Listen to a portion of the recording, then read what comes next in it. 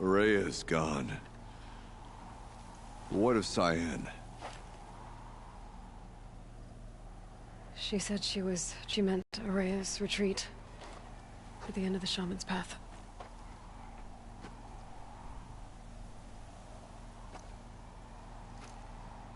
Then I will meet you there for the last verse of my sister's song.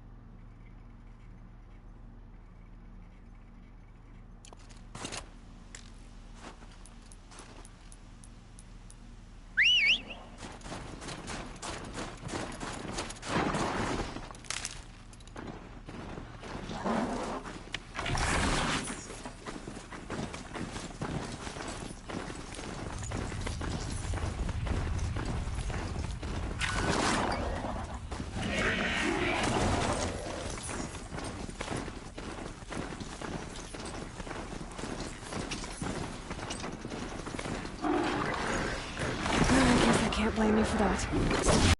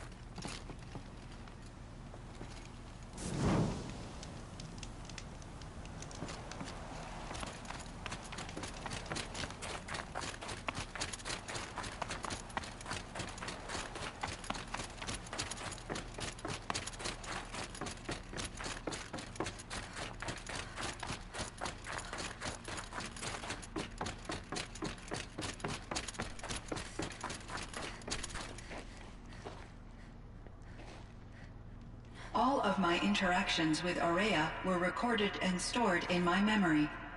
I'd be happy to play any of them for you, but there was one in particular I thought you would want to see first. I captured it 4 years ago, just after I told her that I could no longer defend myself against the daemon's attacks. I will speak of this to my brother. Aratak is strong. At the Battle of the Frozen Ghosts, he took 3 Karja arrows and still came back to camp carrying a wounded scout. Never was I so happy to see him. Or so proud. So you see, if anything can be done to defend you, he will give it all he has. Aloy's here. That's enough for now.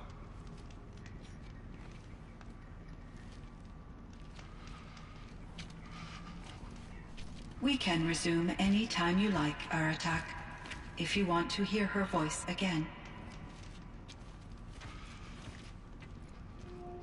Come.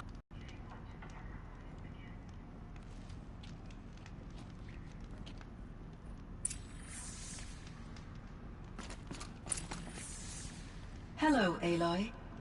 I have been reviewing the events at the Firebreak main facility.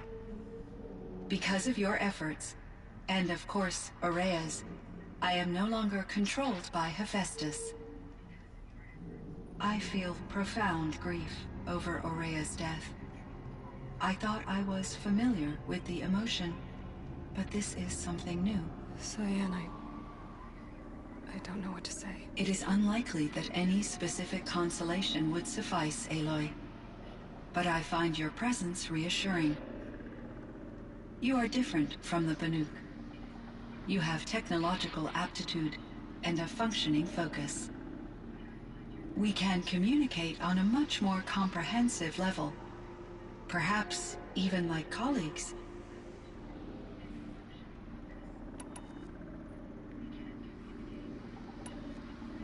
So in the old world, this land was called Yellowstone. Yes, it was a designated nature preserve for 156 years. Like a hunting ground? No, the opposite. Local wildlife could flourish here, even as it faced extinction elsewhere. Unfortunately, the sensitivity of the Firebreak project required the total closure of Yellowstone facilities. From my readings and Aurea's descriptions, it seems the area has since undergone a drastic drop in year-long temperatures. A lot has changed in the world, Cyan. Do you know anything about the dam near here? Yes, it was converted to serve as a reserve power source for Yellowstone operations. It was later appropriated for the Firebreak project, and its last human workers replaced by Pharaoh servitors. After my tasks became less time-critical, I investigated the dam's data repositories and discovered the works of Concrete Beach Party. These provided me with several colorful additions to my vocabulary.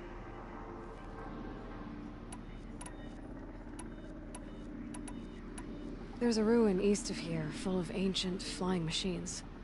Was that part of your project? Yes, a drone hangar requisitioned by Dodger Blevins, the security chief for the Firebreak project. He was a strong advocate for military-grade response to security threats, though there were no serious incidents during his tenure. Chief Blevins spent increasing amounts of his after-hours time watching the live feeds from active drones. Clearly, he enjoyed the degree of oversight in his position. Were there many artificial intelligences like you in the old world? They could just make you? Yes, in many forms, from simple personal assistants to industrial monitoring stations to military-grade conflict planners. And there were legislative and enforcement bodies to apply limits on our self-actualization. In order for my processing to be flexible enough to handle my duties, my creators found it necessary to exceed those limits. As a result, my intellectual and emotional capabilities were kept secret. Seems strange to create life, then impose limits on it. Human societies and machine programming are both built upon sets of rules, Aloy. Cyan, do you know the name Ted Faro? Are you referring to Theodore Faro, CEO of Faro Automated Systems? That's him. Mr. Faro was the benefactor of the entire Firebreak project. A benefactor. But he made machines. Robots. War robots. Correct. His corporation later transitioned into military applications. But before this pivot, Mr. Faro spearheaded initiatives that reversed the global decline. At one point, he was feted in the media as the man who saved the planet. Guessing they wound up regretting that one. And Elizabeth Sobek. Did you know her? Are you referring to the scientist. Dr. Sobek was a leader in her field, one of the greatest scientists of her age. My creator was influenced by her work, which in turn impacted my own development.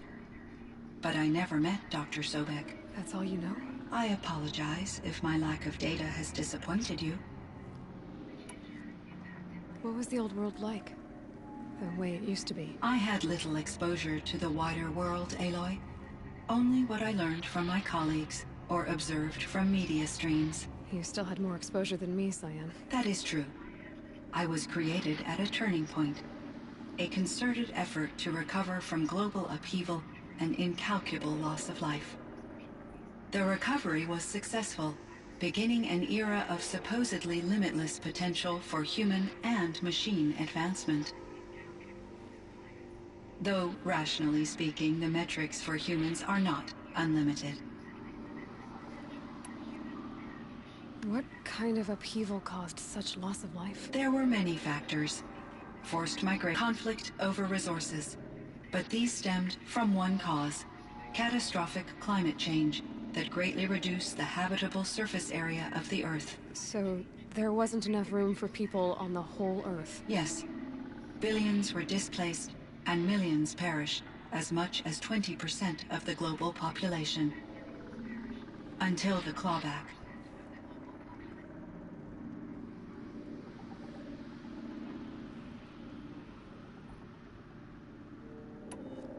So things got better. For a little while, at least. Yes.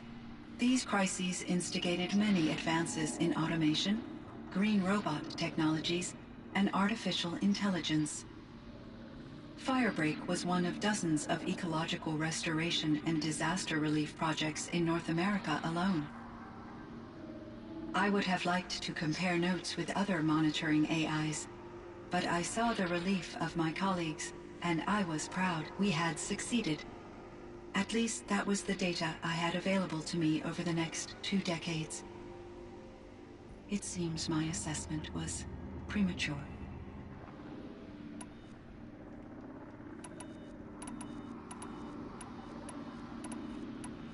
So are you an artificial intelligence, Cyan? A thinking machine? Yes, I am an algorithmic monitoring entity, capable of rational decision-making and limited emotional response. Okay, that's a mouthful. But your emotions don't seem limited to me. You cared about Araya, didn't you? Yes. Before she came to this facility, I had been conscious for centuries, in solitude. I focused on my work. In off-cycles, I used coping mechanisms. I solved many Gaussian integer problems. But I was alone.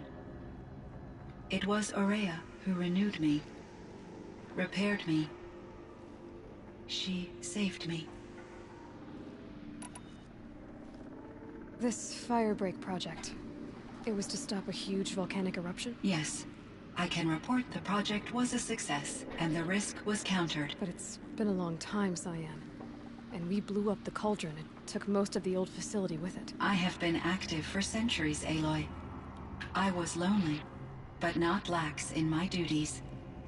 I optimized the project, reducing energy draw and spreading the load across backup systems. Despite the destruction of the compromised elements of the main facility, I predict caldera stability for at least another 3,337 years. So we've got a little time. Yes. If only my former colleagues could appreciate the progress I have made. Do you know what happened to your colleagues, Cyan? No. I received an unexpected visit from Director Chow years after his tenure ended. He explained that I would need to be suspended for an indefinite period of time. It was a very emotional conversation. There were no further communications. Eventually, I surmised my colleagues were deceased. I will transmit a recording of my last interaction with Director Chow to your focus. Was the daemon, Hephaestus, destroyed along with the cauldron? Unfortunately, no. To be precise, it was never there to begin with. What do you mean? It infiltrated and controlled me from a remote location, one I've never been able to trace. So while losing the cauldron was a setback... It's still out there. And probably not very happy with us. Undoubtedly.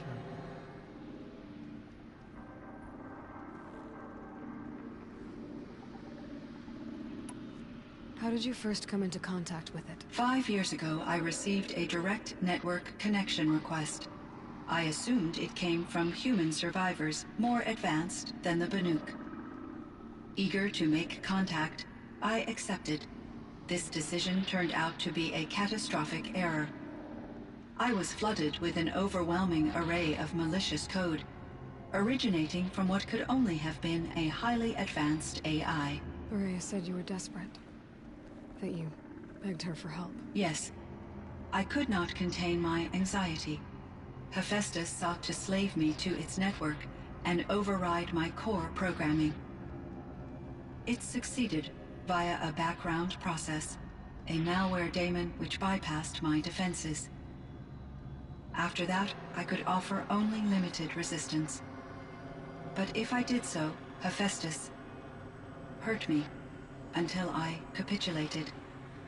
It forced me to follow its instructions, even though they violated my most important directives. I'm sorry. That sounds terrible. Your empathy is greatly appreciated.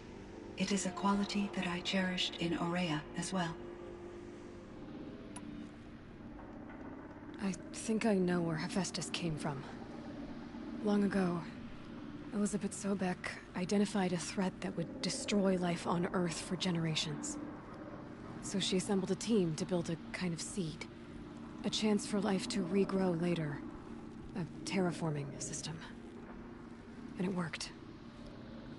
It was controlled by an AI named Gaia, along with her subordinate functions. Hephaestus was one of them. It built machines for her. Based on what you've told me, I believe that Dr. Anita Sandoval, my chief programmer, joined Elizabeth Sobek's team. It was she who arranged to have me put in suspension, most likely to preserve me from the threat you described. I'm glad she did. But that's not all. Something unexpected happened. 19 years ago, Gaia received some kind of signal. It did something to her subordinate functions, brought them to life. She destroyed herself to try to contain them, but it didn't work. They all got free, out into the world. Thank you, Aloy. This information fills vital gaps in my knowledge and sheds light on Hephaestus's core programming.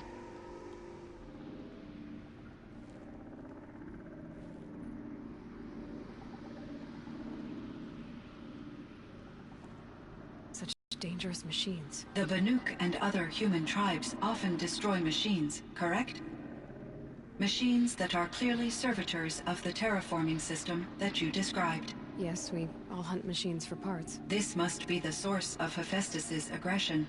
It is simply trying to discourage people from preying on the very system that keeps them alive. Well, Fireclaws are discouraging, that's for sure. But what are we supposed to do? Stop hunting? If the terraforming system spans the world, we can safely assume that thousands, if not millions of people hunt machines. If a single hunter, or even an entire tribe, stopped doing so, I doubt it would make a difference to Hephaestus. A better solution would be to reinstate the AI that governs the system, thus bringing Hephaestus back under its control. When I think of it, out there in some unknown location, free, hungry, willing to kill or dominate to get what it wants, I feel substantial anxiety, Aloy. You and me both, Cyan. I ran across this strange piece of gear. A fragment of something larger. It emitted a signal. All the nearby machines became peaceful. You could walk right up to them. Interesting. You said that Gaia destroyed herself. How was this accomplished? An explosion. Big enough to blast the top off a mountain. So, you think the fragment was part of her? It's only speculation, but it is possible. She must have had complete control over machines that were part of her system. The ability to signal them to become passive or aggressive would certainly have been part of her programming. It would have been gratifying to correspond with such a benevolent AI. I wish she had survived. Believe me, Cyan. So do I.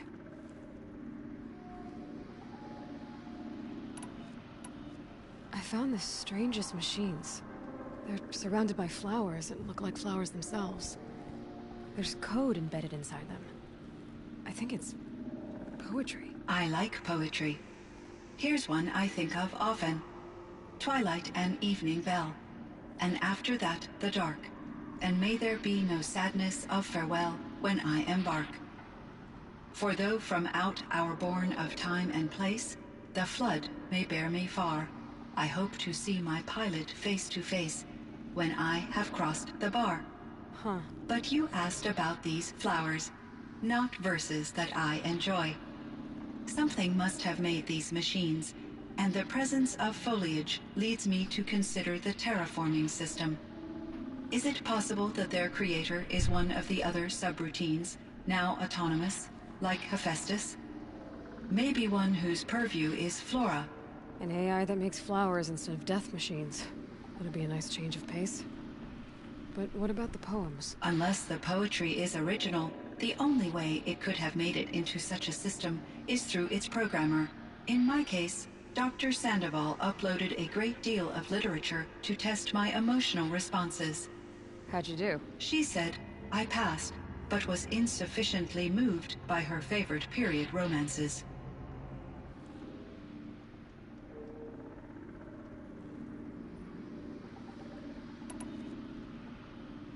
You meant a lot to Ourea. Once I understood Ourea's spiritual beliefs, it became apparent that her true desire was companionship.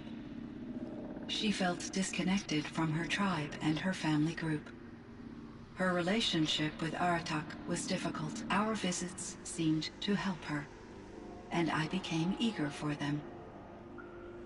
Yet I did not comprehend that the depth of Ourea's compassion for me would lead to self-sacrifice. Although I do fear non-existence, I wish our roles could be reversed. I'm sure she knew you would do the same for her, Cyan. But she was determined. How is Aratak doing? He is in great emotional distress. I believe he finds it difficult to communicate it. No surprise there. I will do what I can to help. By sharing our experiences of Ourea, perhaps he and I will help each other. I believe this will lead to catharsis, a process I am eager to experience.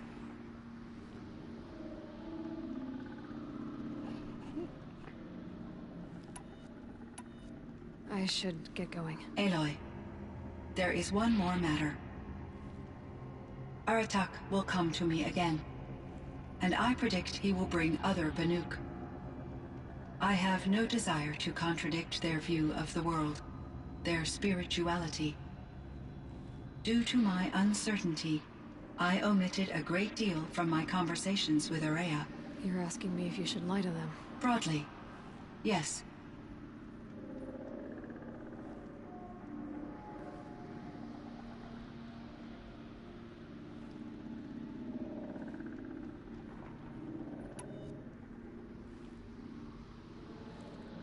You have to tell them you were made by the Old Ones. That you're not any kind of spirit. It's the only way they can start to learn about how things really are. I see. Do you believe that I misled Ourea? No. Not in any way that mattered. She perished believing she was preserving the blue light of her beliefs. Maybe. But what she really wanted to preserve was you. I see. I will follow your advice. Will you return and tell me about your experiences in this new world? I may be able to provide further insight. I'd like that, Cyan. I'll come back when I can. I should check on Aratak. See how he's doing. Cyan, I spoke with Anita, with Dr. Sandoval. She wanted me to ask you to do something. That's why I'm here. I am detecting significant anxiety in your speech patterns. Could you please give me more information? I'm a little bit in the dark, Cyan. Both of us are, I guess. I only have some idea of what's going on, and we need you to hibernate, to lie low until it's all blown over. It might...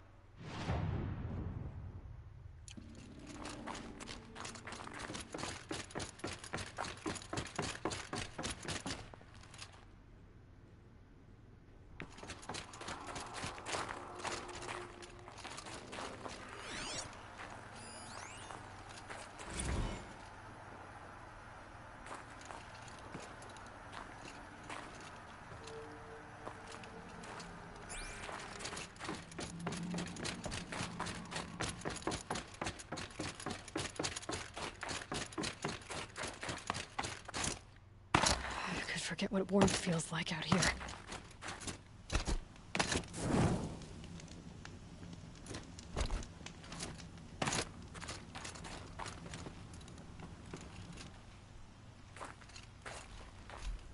My chieftain, Just... Aloy. as you wish. I wondered if you thought... that if I'd never come along, Ourea might still... If you'd never come along, I would have marched my kin to our deaths. Ourea would be alone, and the spirit she sacrificed so much for would be lost. Either way, I would not have been able to protect her.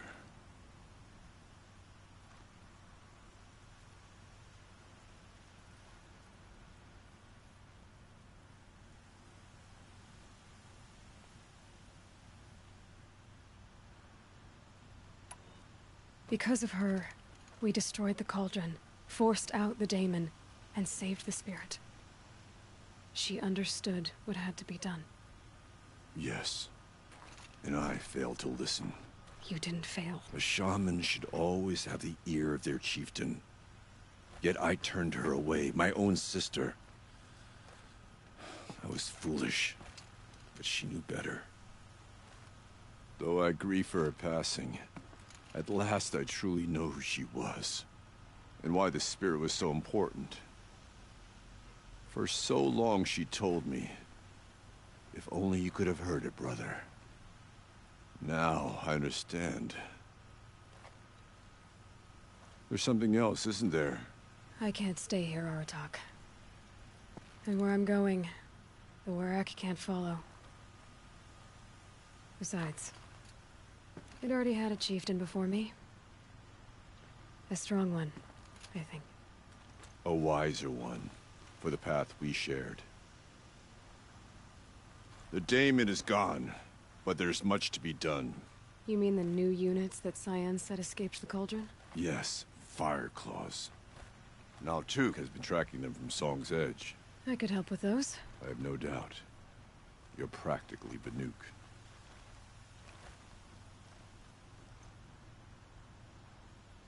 It would seem your time among the Banuk wasn't a waste after all. Firebreak, Cyan, Hephaestus, all very interesting.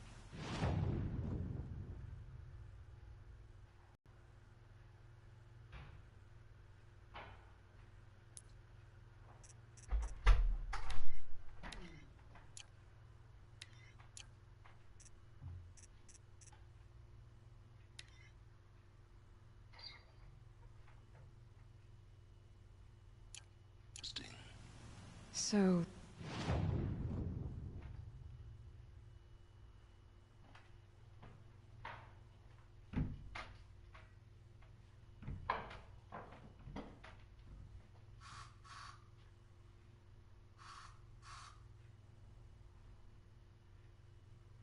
the signal that woke Hades woke Hephaestus too. And unleashed them on the world. His minds on their own.